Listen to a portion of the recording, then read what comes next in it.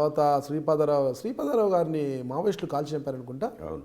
1984 ఎప్పుడు అది, 1993 ఎప్పుడు అది, ఏ ఇయర్? 99 ఏప్రిల్ 13 ఎప్పుడో కదా. అవును. ఓకే, 1999. ఎందుకు అది? చాలా కారణాలు ఉన్నాయి. ఒక్కొక్కరు ఒక విధంగా చెప్తారు, ఒక్కొక్కరు ఒక విధంగా. మీరు ఏ విధంగా చెప్తారు చెప్పండి.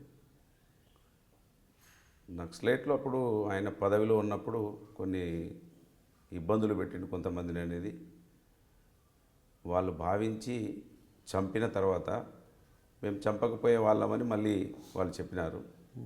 కాకపోతే చంపాల్సిన అవసరం లేకుండే, ఎందుకంటే ఆయన పదవిలో లేడు, సెన్సేషన్ కోసం చంపినట్టు మేమందరం అనుకున్నాం. Okay okay. సామాజిక వర్గ పరంగా తీసుకున్నా కూడా శ్రీపాదరావు గారు అటువంటి నేపథ్యం కలిగిన వ్యక్తి కాదు అనేది మనం గుర్తించవచ్చు ఇక్కడ. అంటే సామాజిక వర్గ పరంగా తీసుకుంటే గిన అలాంటప్పుడు ఎందుకు ఆ భావన వచ్చిందంటే చాలామందిని ఇబ్బంది పెట్టారు శ్రీపాదరావు గారు అనే భావన ఎందుకు వచ్చిందంటారు అసలు?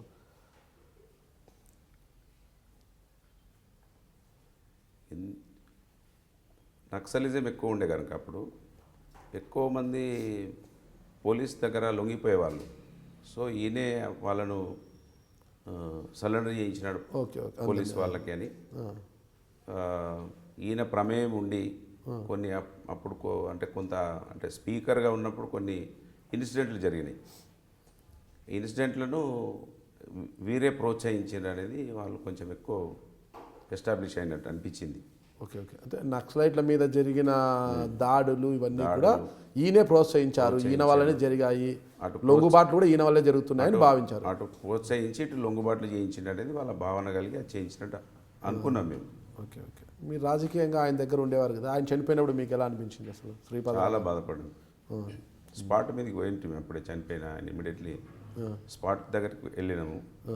వారిని జీబులో కూడా ఎక్కించుకొని తీసుకొచ్చింది నేనే.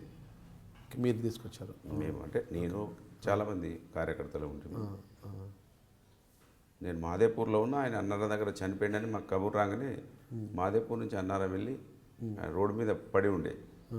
ఇమీడియట్లీ అక్కడి నుంచి ఆయనను జీప్లో తీసుకొని వచ్చినాం. ఓకే. మొత్తం ఎన్ని బుల్లెట్లు కాల్చారు? 6 ఏమో కాల్చారు అన్నారు. 6 రౌండ్లా? ఓకే. అంత కక్ష ఉండిందేమో ఆయన మీద. ఇప్పుడు కూడా మావోయిస్ట్ కార్యకలాపాలు మీ ఏరియాలో చాలా తగ్గినాయి. ఇప్పుడు చాలా తగ్గినాయి. ఇటీవల మళ్ళీ అలా వచ్చినట్టుండే కొంచెం చాలామంది ఊర్లో వదిలేసినట్టున్నారు. పెద్దగా వదిలేయలే, మీడియా సృష్టి ఎక్కువ, జరిగేది తక్కువ. అవునా? ఇటీవల కూడా వాళ్ళు వార్నింగ్ లెటర్స్ పంపించినట్లున్నారు మీ మంత్రి నియోజకవర్గంలో. కాళేశ్వరం ప్రాజెక్టుకు సంబంధించి భూసేకరణ విషయంలో రైతులను మోసం చేశారు, బిడ్డ ఖబర్దార్ అంటూ కొంతమంది జాబితాను సిద్ధం చేసి మావోయిస్టులు చాలామందికి కూడా లేఖలు పంపించారు. ఆ లేఖలు అందుకున్న వారంతా కూడా వారి జాబితాలు ఎవరెవరు ఉన్నారు వాళ్ళంతా కూడా ఇప్పుడు అండర్గ్రౌండ్లోకి వెళ్ళిపోయారంటున్నారు. ఎవరు అండర్గ్రౌండ్లోకి వెళ్ళిపోవాలి, అందరూ గ్రామాలలోనే ఉన్నారు. కాకపోతే భూసేకరణ విషయంలో ఎలాంటి అవకతవకలు జరగలేదు.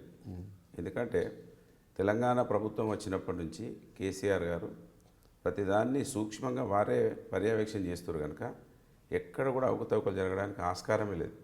ఎందుకంటే ఇక్కడ ఆలస్యం లేదు, త్వరితగతిన జరగాల్సిన ప్రాజెక్టులు ఇవాళ పేపర్ నోటిఫికేషన్ ఇవ్వగానే భూసేకరణ ప్రక్రియ స్టార్ట్ అవుతూ ఉన్నది. ఇది 2013 చట్టం అయితే లేట్ అవుతుంది. 1, 2, 3 కింద కనుక త్వరితగతిన మీ భూమిని ఇవాళ పేపర్లు వేస్తాము, రేపు మీరు రిజిస్ట్రేషన్ చేస్తారు కనుక ఆలస్యం లేదు కనుక ఫాస్ట్గా అయిపోతూ ఉన్నది. అట్లా అవకతవకలు 100%